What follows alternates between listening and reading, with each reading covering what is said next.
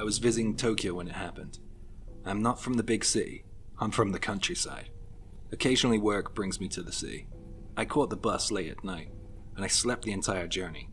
I woke up as we arrived at Shinjuku Station. A quick glance at the watch told me it was approaching 9 a.m. During the bus ride, there were restroom breaks along the way, but I slept through them all. So when I woke up, I was desperate. I literally had about a 30-second window to find a toilet, and a urinal wouldn't do. I tried my best to hold things off as I scoured the station for toilet signs. I don't know if you've ever been to Shinjuku Station, but it's massive. It's like a maze. So there I was, following the arrows for the toilet. You know, left, right, left again. Yeah, if that's not stressful enough when you're busting for the bathroom, imagine trying to weave in and out of the insane amount of commuters. I was reaching my breaking point now, anus-wise. I managed to veer off into a quiet little passage. I found it. The Holy Grail, my friends. One problem though. There was a guy waiting ahead of me for the toilet. I was literally about to shit my pants when the guy ahead of me said the golden words. "Do you want to go ahead of me?" I was a bit like, what? But my judgment was lapsed. So I went ahead without asking any questions. I thanked him and went in. My ass hit the seat, and I was in heaven. I was really proud I made it in time. Then it dawned on me. There were 2 free stalls, so why the hell was he waiting? It must have been the next second or two when I noticed something in the gap of the toilet stall door. It burst through at tremendous speed. It was a long knife. Like the ones they use for sushi, if you have that reference. It slid up and down, scraping the metal as it did. It jabbed towards me. As the owner of that knife did this, he also rattled the door handle, trying to get it open.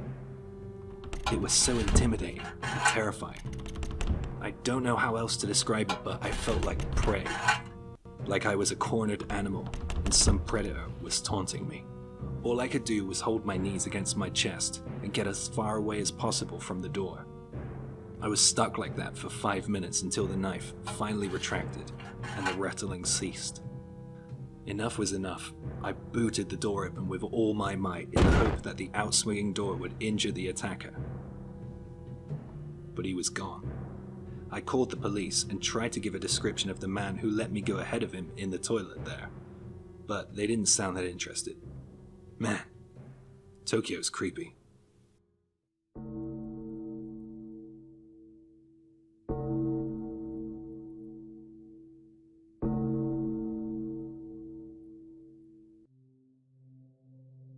This happened when I was 25.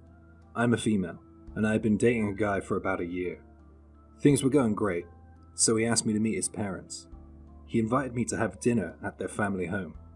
It was at his parents' house where something unimaginable happened. My boyfriend was from the countryside, and his family still lives there. From where I lived, it took about 3 hours to get there. When I finally got to meet them, my boyfriend's attitude towards me changed dramatically. It really surprised me. He was usually quite the gentleman, but in front of his parents he addressed me with such terms as you and oi. It was downright rude. He'd shout at me using these words, like he was commanding me or something. He had never treated me like this before, but since I was at his parents' home, I just put up with it, and gave him the benefit of the doubt. I mean, what else could I have done? I didn't want to make a scene and embarrass him. I could see where he got it from. His dad was throwing his weight around and bossing everyone around.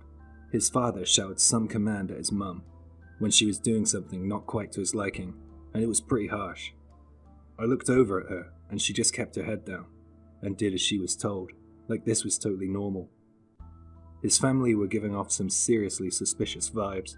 I was starting to really regret coming. It was so awkward and intimidating. At dinner, his father stared at me and said, "When you get married, you will live here." It caught me off guard. It wasn't a question, it wasn't a joke, it was a demand. I just focused on cutting up my food, and I was waiting for my boyfriend to speak up for me, but he never did.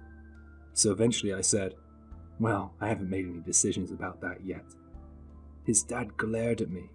He looked so angry and he said, "If you marry my son, you'll live here, got it?" He shouted at me, a guest. I stared at my boyfriend. He must have felt my eyes pleading with him for some sort of help or defense, but he was just as silent as his mother. It killed me when he looked at his father and just nodded. More to the point, my boyfriend had never mentioned marriage to me before, so I was totally shocked by this. And to be honest, our relationship had its rocky moments. They started speaking of specific dates for a wedding. The pressure was intensifying. Later, after dinner, when I was alone with my boyfriend, I said, "Hey, I feel a bit sick. I want to go home. Something isn't quite right." He didn't say a thing, so I decided to start gathering up my belongings to head home by myself. Just as I turned to leave, he grabbed me by the arm and said, "Are you running away?" He had totally changed. It was like I didn't know him at all. He forced me back into his childhood bedroom. He overpowered me. He shut the door on me and locked it. I beat on the door and screamed for someone to let me out. I was making so much noise there was no way that no one in that house wouldn't have heard me. Things got worse when I realized that I'd left my phone on charge downstairs. I couldn't do anything. I was literally a prisoner. After a while, the door unlocked, and my psycho boyfriend's mum entered the room. I was pleased to see her. I thought she had come to my aid, but my hopes were dashed instantly when she handed me some papers. "Sign this." It was a marriage certificate. "If you do, you can go," she said in a monotone voice. It was the real deal. I won't sign that. I'll never marry him. "You think you can escape, do you? Go on. Try your best." She asked me to sign it again, and I told her where to go. She got up and walked out of the room and locked it again.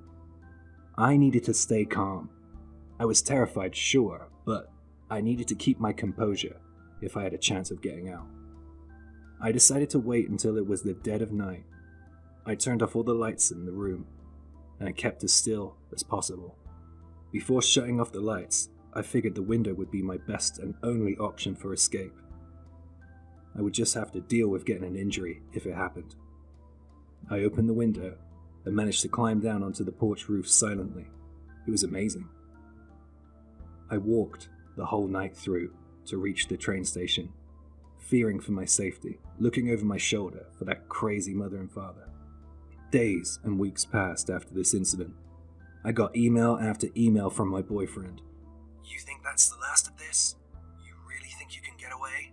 We will not forgive this." Stuff like that. Because I was living on my own at the time, I was too terrified to go back to my apartment alone. I asked friends and relatives to let me stay with them. Pleaded, in fact. One friend, who lived quite far away from where I met my boyfriend, allowed me to stay with them, and I felt safer. With the help of a lawyer and a support group, I achieved what he told me was impossible. I escaped from him and his family. I hear from friends and neighbors from my old life. They say that they have seen him hanging around my former apartment and my old hangouts. Even though I live miles and miles away from him now, I'm still worried he will find me or find a way to hurt my family.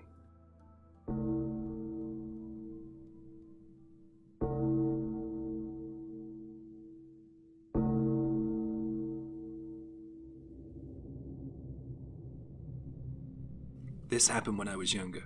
My friends and I had been playing Truth or Dare all afternoon, and when night fell, we were at the point where the dares were getting more and more ridiculous and dangerous.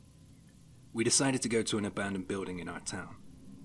The house's reputation was notorious. Rumor had it that a man accumulated a massive amount of debt and killed himself and his family. The dare was who could stay in the house the longest. My friends and I didn't believe in ghosts or urban legends.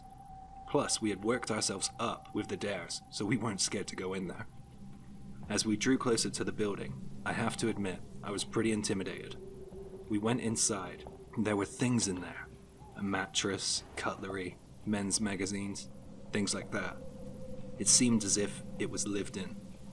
There was childlike graffiti scrawled on the walls. Weird, hateful words and half sentences. It was creepy in there, but I didn't want to be the first to back down. We moved forwards towards the bathroom. There were raggedy clothes in there and lots more weird stuff too. I remember a tap was dripping. Then one of my friends whispered, "Hey, I thought I heard a voice." It was scary as fuck. I listened carefully. I could hear something, but it wasn't a voice. It was the sound of something tapping. I tried to think of what that sound might be. Of course, none of my friends wanted to be the first to back down, so we had to head in the direction of the sound to figure out what it was. As soon as we drew closer to the source of the sound, it abruptly stopped. What the hell? I thought. The noise started again. It was louder now. It reminded me of the sound my mum makes chopping vegetables. We were all freaking out now, and we began to back out of the abandoned building. Then... "Wait, help me, don't go." My friends heard the voice too. We all froze on the spot. I ran to the door, but it was jammed, and I heard that voice again. "Wait, come and help me." It was closer now. I was frantically pulling the door, trying my best to open it. "Oh, help me, please." I turned to look over my shoulder. Just as I heaved the door open, I saw a man dressed in black walking towards us, grinning. It was clear what the tapping sound was now. In his hands were long, sharp skewers. We screamed and ran for our lives, not looking back. I'm sure he threw one or two in our direction, but luckily they didn't hit anyone. Needless to say, we don't go into abandoned buildings anymore, or dare each other like that. This man was playing with us. He wanted to see how scared we would get.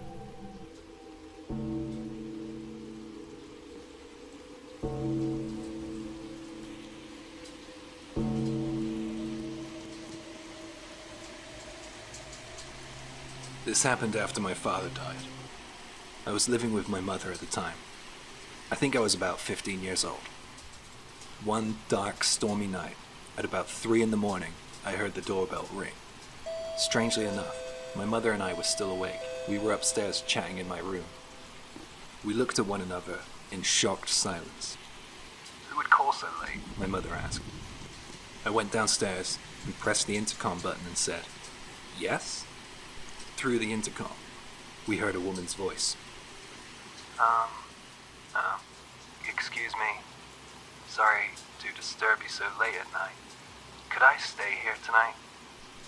By the sound of her voice, we guessed she was around 40. She had kind of a deep voice. She sounded very nervous. A part of me suspected that it might be an act, but I couldn't be sure. Something was off though.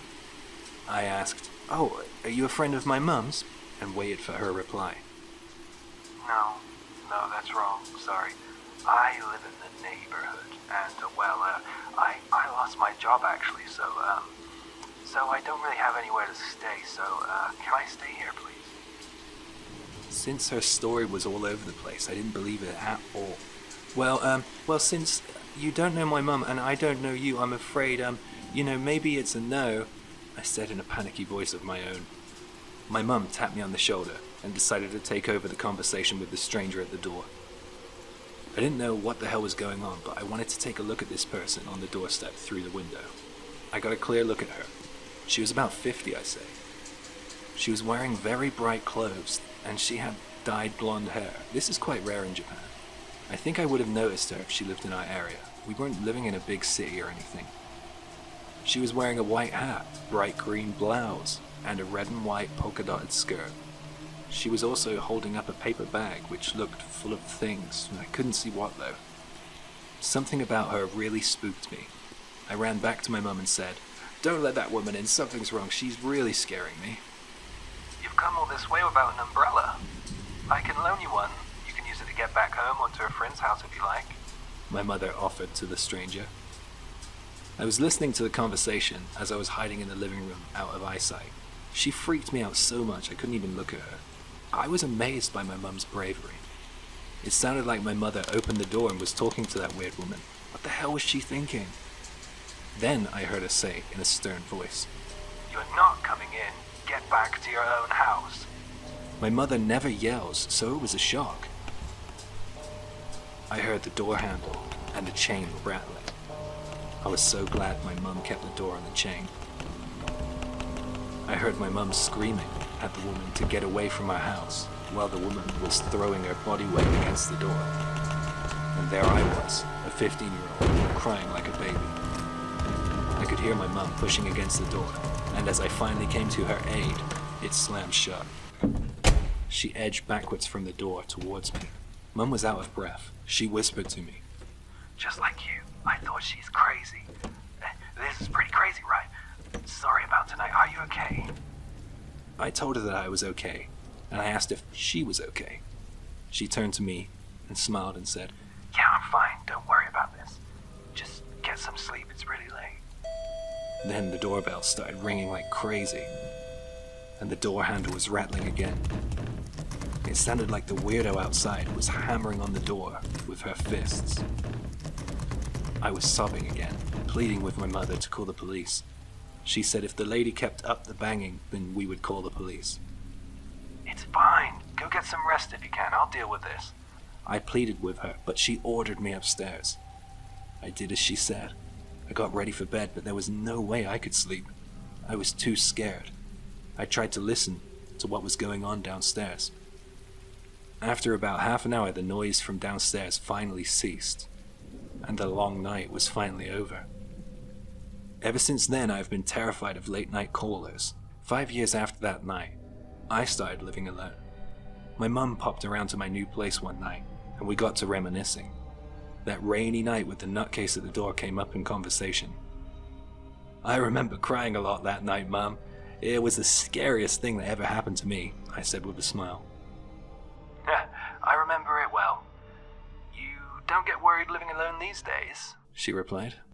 "No way, Mum. I was just a kid back then. I'm a different person now." "Well, in that case, maybe it's time I told you what really happened," she began. "I only didn't tell you at the time because you were bawling your eyes out and you looked so terrified. I noticed something weird after I opened the door to get rid of her. You know how it had been raining that night? Yeah, it wasn't a light drizzle, it was a downpour, right? Well, that woman didn't have a drop of water on her. So I knew her story was fake.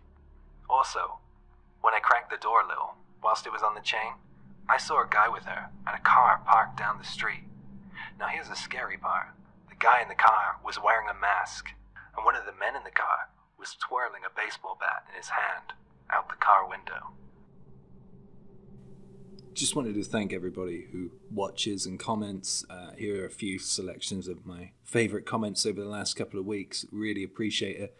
If you have any suggestions for a theme or something you'd like me to do more of or something you'd like me to do less of, please let me know. I will listen. If you just fancy a chat, I'm your boy.